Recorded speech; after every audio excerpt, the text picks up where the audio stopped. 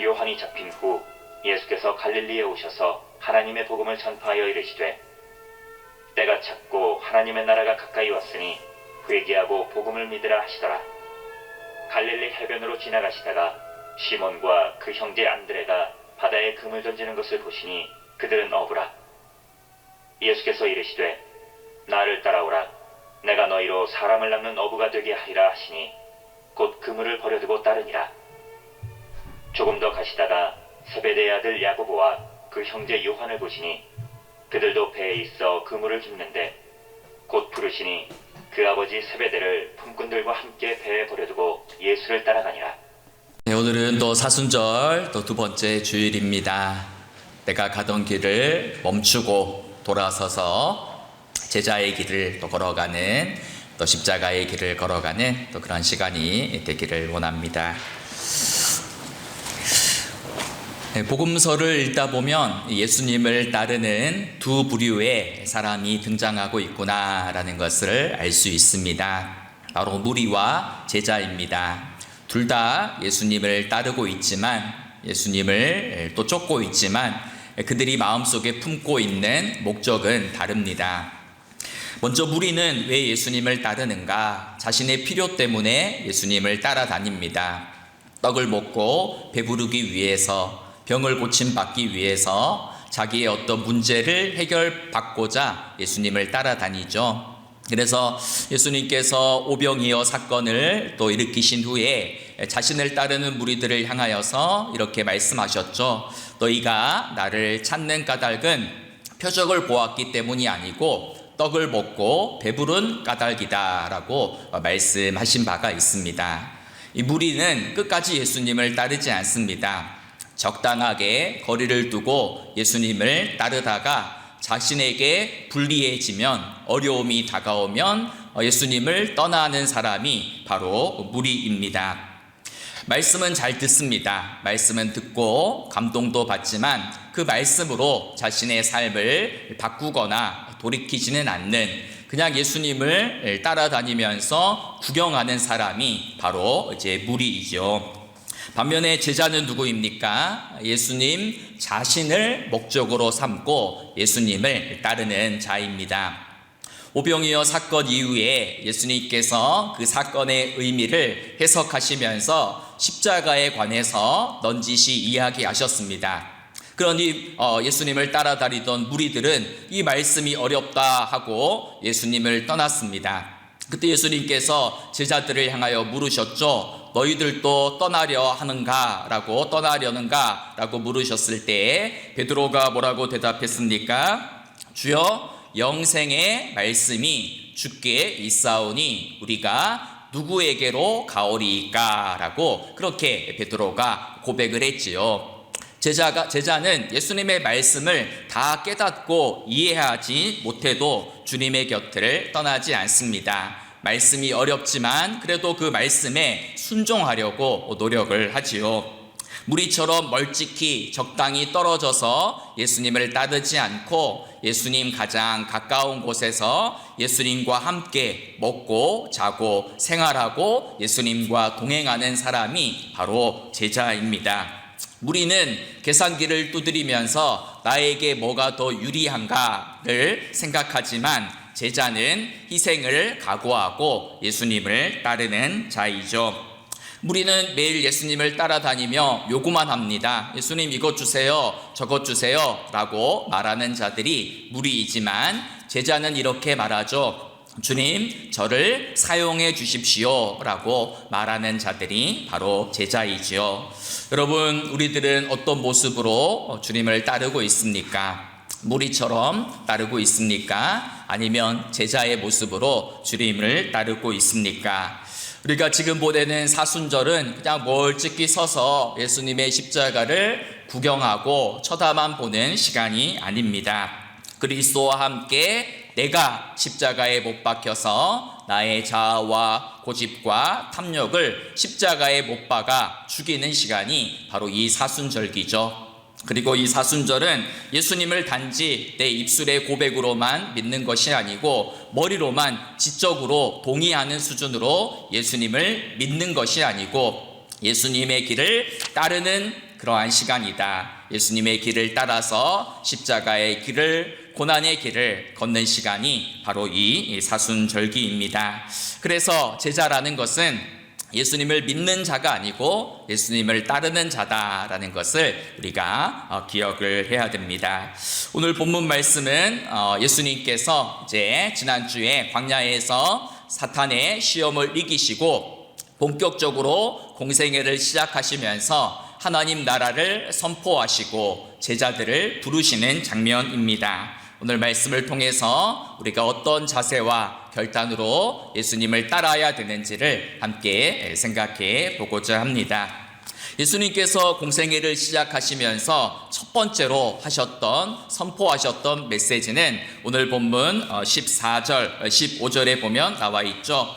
때가 찼고 하나님의 나라가 가까이 왔으니 회개하고 복음을 믿으라. 이것이 예수님의 첫 번째 설교입니다. 주님은 먼저 때가 찼다라고 말씀하시죠. 여기서 말하는 때라는 것은 무엇이겠습니까? 우리가 잘 아는 바와 같이 성경에는 두 개의 시간이 존재하죠. 우리가 시계를 보면서 확인하는 물리적인 시간인 크로노스라는 시간이 있고, 하나님의 뜻이 성취되는 결정적인 순간 카이로스가 있습니다. 오늘 본문에서 때가 찼다라는 것은 카이로스가 찼다, 카이로스가 왔다라는 그러한 의미이죠. 즉 하나님의 구원의 시간이 도래했다. 구약으로부터 약속한 메시아의 때가 드디어 도착했다, 왔다라는 그러한 의미입니다. 그리고 이어서 하나님의 나라가 가까이 왔다라고 예수님이 선포하시죠. 여기서 말하는 하나님 나라는 우리가 죽어서 가는 그 하나님 나라를 가리키는 것이 아니죠. 여기서 말하는 하나님 나라라는 것은 하나님 나라가 왔다라는 말의 의미는 하나님의 통치와 다스리심이 시작되었다라는 그러한 의미입니다. 즉 악이 득세하고 악이 지배하던 그러한 시대가 끝나고 이제 하나님의 통치가 시작되는 구원의 새 시대가 열렸다, 도래했다라는 그러한 의미죠. 바로 그 구원의 새로운 시대가 예수님의 오심을 통해서 시작되었다라는 그러한 의미입니다. 그래서 이 하나님 나라는 무엇인가? 하나님 나라가 가까이 왔다라는 이 말 속에는 하나님 나라가 바로 예수님 자신이다라는 그러한 의미가 내포되어 있습니다. 즉 이 구절을 이제 우리 교부들은 어떻게 해석했냐면 이렇게 해석을 했습니다. 예수님 자신이 걸어 다니는 하나님 나라로 이 땅에 오셨다. 몸소 하나님 나라로 이 땅에 오셨다라고 이야기하는 것이죠. 예수님이 이 땅에 오심으로 새로운 시대, 구원의 시대가 열렸다라고 이야기하는 것입니다. 그럼 예수님께서 이 땅에 오시면 우리가 해야 될 일은 무엇입니까? 우리가 해야 될 반응은 바로 회개하고 복음을 믿는 것이다 라고 말씀하는 것입니다. 여러분, 회개라는 것은 그냥 눈물 몇 방울 흘리는 감정적인 뉘우침이 아니죠. 회개라는 것은 삶의 방향을 180도 돌이키는 것입니다. 내가 나 중심적인 삶에서 하나님 중심적인 삶으로 내가 주인 되었던 삶의 자리에서 이제 예수님을 나의 왕으로 모시고 살아가는 것, 그것이 바로 진정한 회개이다라는 것이죠. 예수님을 나의 왕으로 모시고 살아가는 것, 그것이 바로 회개입니다. 그리고 복음이란 무엇입니까? 기쁜 소식이죠. 그 기쁜 소식이 무엇입니까? 바로 예수님이 나의 왕이 되신다. 왕으로 나에게 오셨다. 이것이 바로 복음입니다. 예수님 안에서 시작된 그 하나님의 통치, 하나님의 나라를 받아들이고 그 통치에 순종하는 삶을 살아가야 된다라는 것을 말씀하는 것이죠. 바로 제자의 길은 여기에서부터 시작되는 것이죠. 그래서 주님, 내가 그동안 내 인생의 주인이 되어서 내 뜻대로 내 생각대로 살아왔습니다. 내 계획과 내 감정과 내 모든 것을 내려놓고 이제 예수님을 나의 왕으로 모시며 살겠습니다. 주님, 나의 왕자에서 나는 이제 내려오고 주님이 나의 왕이 되어 주십시오 라고 고백하는 것이 바로 회개이고 복음을 믿는 것입니다. 그래서 복음을 믿는다라는 말은 머리로 믿는 것이 아니죠. 예수님을 따르는 삶이 바로 복음을 믿고 복음을 영접하는 삶이다라는 것을 말씀하고 있습니다. 하나님 나라를 선포하신 예수님은 이제 그 나라를 함께 이루어 나갈 사람들을 찾으시죠. 그런데 그 제자들을 부르시기 위하여서 어디로 가셨습니까? 당시 종교의 중심지, 권력의 중심지인 예루살렘으로 가셨던 것이 아니고 아무도 주목하지 않는 보잘것없는 갈릴리 해변으로 찾아가셨습니다. 오늘 16절에 보니까 이렇게 말씀하시죠. 갈릴리 해변으로 지나가시다가 시몬과 그 형제 안드레가 바다에 금을 던지는 것을 보시니 그들은 어부라 이렇게 이야기합니다. 당시에 어부는 어떤 사람들입니까? 그냥 평범한 사람들입니다. 별 볼 일 없는 사람들이죠. 가문이 뛰어난 것도 아니고 재물이 많은 사람들도 아닙니다. 그저 하루하루 고기를 낚아 자기 생존을 유지하기에 바쁜 평범한 사람들이었습니다. 여러분, 우리가 상식적으로 생각해 보면 예수님께서 이 하나님 나라를 만들어 나가실 때에 뛰어난 사람, 똑똑한 사람, 뛰어난 율법사를 부르시면 더 효율적이겠죠. 더 빨리 복음을 전할 수도 있고 사람들에게 전도할 때에 복음의 설득력도 가질 수 있었을 것입니다. 그런데 예수님께서는 그런 사람들을 택하지 않으셨죠. 오히려 비린내 나는 바닷가에서 평생 물고기만 잡던 평범한 사람들을 부르셨습니다. 왜 그런 사람들을 부르셨습니까? 바울이 이야기하죠. 고린도전서 1장 26절 이하에서 형제들아 너희를 부르심을 보라. 육체를 따라 지혜로운 자가 많지 아니하며 능한 자가 많지 아니하며 문벌 좋은 자가 많지 아니하도다. 하나님께서 세상에 천한 것들과 멸시받는 것들과 없는 것들을 택하사 있는 것들을 폐하려 하시나니 이는 아무 육체도 하나님 앞에서 자랑하지 못하게 하려 하심이다 라고 말씀하고 있습니다. 하나님은 어떤 사람을 부르십니까?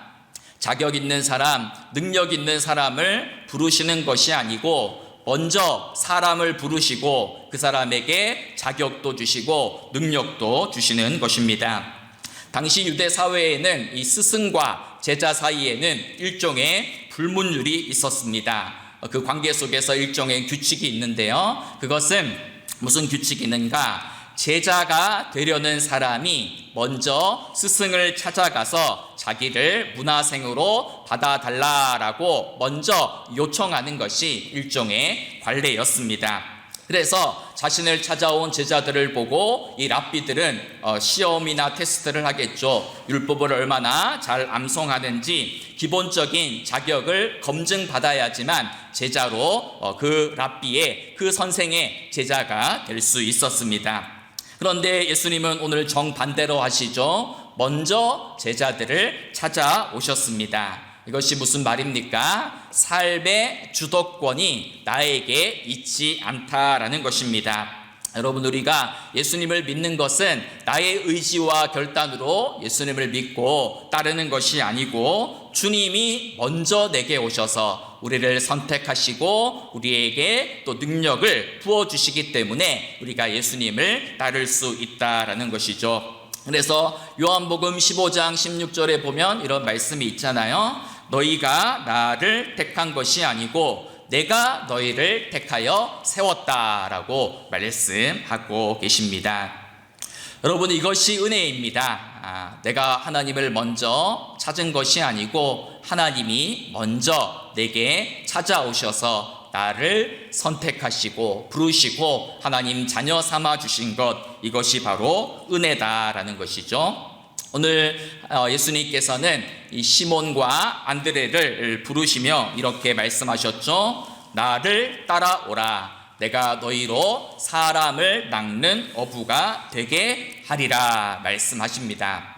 근데 이 말씀을 가만히 보면 지금 예수님은 시몬과 안드레에게 내가 너희들 사람을 낚는 어부가 되어라 라고 명령하고 있지 않죠. 오히려 내가 되게 하리라 라고 말씀하십니다.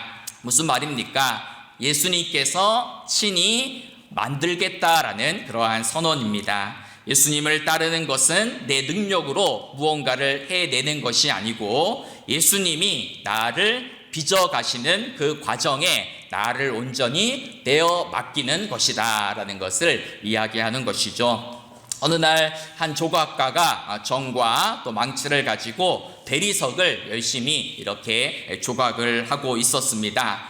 한 꼬마가 호기심에 어려서 호기심을 가지고 가서 물었죠. 아저씨 뭐 하세요? 왜 그렇게 딱딱한 돌을 다듬고 계세요? 라고 물어보았습니다. 그때 이 조각가가 아이에게 이렇게 이야기했죠. 얘야, 나는 지금 돌을 깨고 있는 것이 아니고 이 돌 안에 있는 천사를 끄집어내는 중이란다 이야기한 것이죠. 어린아이의 눈에는 의미 없는 돌덩이처럼 보였지만 조각가의 눈에는 이미 완성된 작품이 보이고 있었던 것이죠.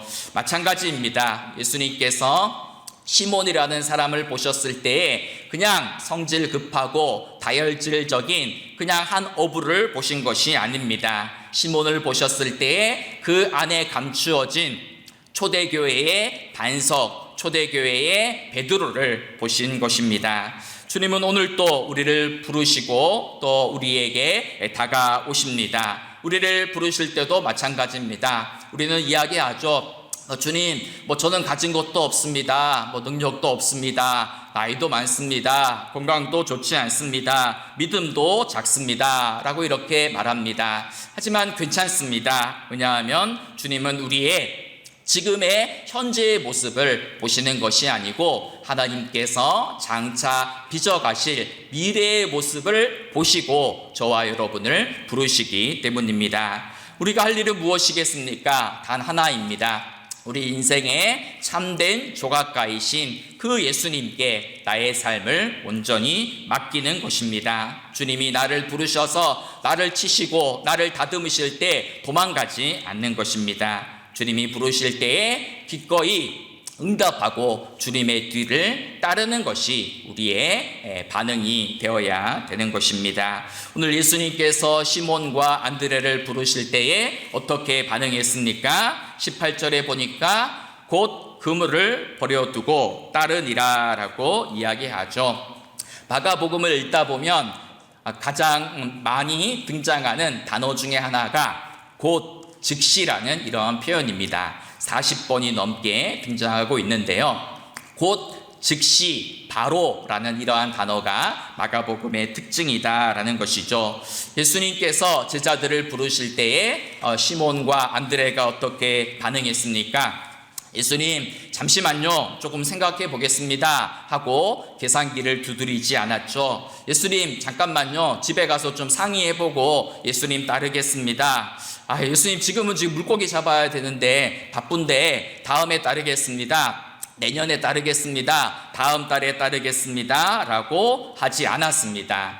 곧 즉시 예수님을 따랐다라는 것이죠. 지금 시몬과 또 이 안드레는 예수님이 행하신 기적을 본 적이 없어요. 이제 공생애를 시작하시는 순간이잖아요. 예수님이 행하시는 기적이나 이적을 보고 예수님을 따르지 않았습니다. 예수님을 모두 다 알고 이해하고 성경을 막 다 통독한 다음에 예수님을 따르지 않았다라는 것이죠. 나를 따라오라는 주님의 말씀에 그저 순종해서 그 뒤를 따라간 것입니다. 여러분, 그물을 버려두고 예수님을 따랐죠. 어부에게 있어서 그물은 뭐겠습니까? 생계이죠. 목숨줄입니다. 그 그물이 있어야지 나의 내일을 보장받을 수 있는 것입니다. 그런데 그들은 그것을 버리고 예수님을 따랐습니다. 세베대의 아들 야고보와 요한을 부르실 때는 어떻게 그들이 반응했습니까? 곧 부르시니 그 아버지 세베대를 품꾼들과 함께 배에 버려두고 예수를 따라가니라 이렇게 이야기하죠. 품꾼이 있었다라는 말을 미루어 보면 아마도 야고보와 요한은 그래도 베드로보다는 조금 더 잘 사는 집안이었던 것 같습니다. 배와 아버지 품꾼은 무엇입니까? 내가 그동안 의지해 온 것, 나의 사회적인 안정망입니다. 그런데 그 모든 것을 버리고 주님을 따랐다라는 것이죠. 여러분, 이 말은 무엇입니까? 예수님 믿으면 재산도 다 처분하고 가족들과의 관계도 다 정리하고 직장도 때려치우고 예수님 따르라는 말입니까? 그러한 의미가 아니죠. 이것은 우선순위의 문제를 이야기하는 것입니다. 예수님의 제자가 되기 위해서는, 예수님을 따르기 위해서는 내 삶의 우선순위를 새롭게 정립해야 된다라는 것이죠. 예수님을 따르는데 방해가 되는 것이 있다면 그것은 과감하게 내려놓고 포기하고 주님을 따라야 된다라는 그러한 말씀이죠. 여러분, 우리가 예수님을 진짜 따르지 못하는 이유가 무엇이겠습니까? 예수님을 믿지 않아서가 아니죠. 그것은 우리 다 예수님 믿습니다. 근데 왜 예수님을 따르지 못할까요? 그것은 여전히 내 손에 그물이 쥐어져 있기 때문입니다. 버리지 못한 그물, 이것만은 놓지 못하는 그물이 있기 때문에 예수님의 참 제자가 되지 못하고 있는 것이죠. 지금 가진 모든 것을 다 짊어지고는 예수님을 따를 수 없습니다. 여러분의 삶의 그물은 무엇입니까? 경제적인 문제일 수도 있고, 노후에 대한 불안일 수도 있고, 자녀의 문제일 수도 있고, 체면의 문제일 수도 있고, 자존심의 문제일 수도 있을 것입니다. 그것이 무엇이든지 주님보다 앞서는 것이 있다면 그것은 다 그물이 되는 것입니다. 아유, 목사님 좋은 말씀 잘 알겠습니다. 예, 그런데 지금은 너무 바쁩니다. 목사님 지금 너무 바빠요. 다음에 할게요. 상황이 좀 정리되고 나서 예수님 따르겠습니다. 아유, 자식들 키우기도 바쁘고 우리 자녀들 좀 장가 보낸 다음에 예수님 따르겠습니다 라고 이렇게 이야기할 때가 많죠. 그런데 우리가 가만히 보면 사탄이 제일 좋아하는 말이 뭘까요?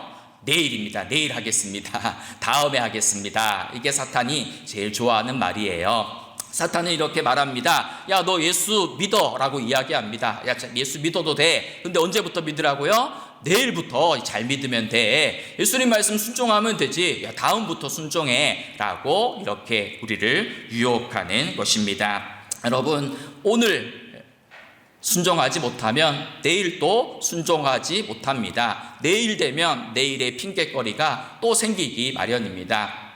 청년들에게, 이제 취업을 준비하는 청년들에게 묻습니다. 교회 와서 봉사해라, 주님을 따라라 이야기하면 핑곗거리가 있죠. 목사님 지금 취업 준비하느라 지금 예수님 못 따라요. 취업에 성공하면 직장 들어가면 따를게요 라고 이야기합니다. 직장 들어가면 또 어떻게 해요? 목사님 지금 직장 생활이 너무 바빠가지고 따를 수가 없어요. 그리고 결혼해서 애 낳으면 뭐라고 이야기합니까? 아유, 애들 육아하는데 바빠가지고 예수님을 따를 수가 없어요. 애가 이제 커가지고 중고등학교 들어가면 아이고, 얘 또 대학 준비하느라 따를 수가 없어요. 또 대학교 졸업하면 뭐라고 합니까? 시집 장가 보낸 다음에 예수님 따르겠습니다. 또 그렇게 이야기하죠. 또 다음에는 뭐라고 합니까? 목사님 이제 또 은퇴하고 예수님 따르겠습니다. 이렇게 이야기합니다. 은퇴하면 또 뭐라고 이야기합니까? 목사님 평생 동안 내가 직장에서 일하느라 이제 좀 취미생활도 하고 여행도 가겠습니다. 이렇게 이야기하죠. 그러면 이제 일할 수 있을 때 언제예요? 일하려고 하면 몸이 아파서 일을 못해요. 건강이 아파서 일하지 못합니다. 평생 일하지 못하는 거예요. 평생 주님을 따르지 못하는 것이죠. 여러분, 우리가 주님을 믿는 것으로만 그쳐서는 안 되고 주님을 따라야 됩니다. 신약 성경에 보면 그리스도인이라는 단어는 3번밖에 나오지 않아요. 그런데 제자라는 단어는 269번이나 나옵니다. 무슨 말입니까? 예수 믿는다라는 것은 예수를 따르는 제자가 된다라는 그러한 의미입니다. 여러분, 카일 아이들먼이라는 목사님의 그런 책이 있어요. 팬인가 제자인가라는 그런 책이 있습니다. 이런 책을 이 책을 한번 읽어보면 이런 내용들이 나옵니다.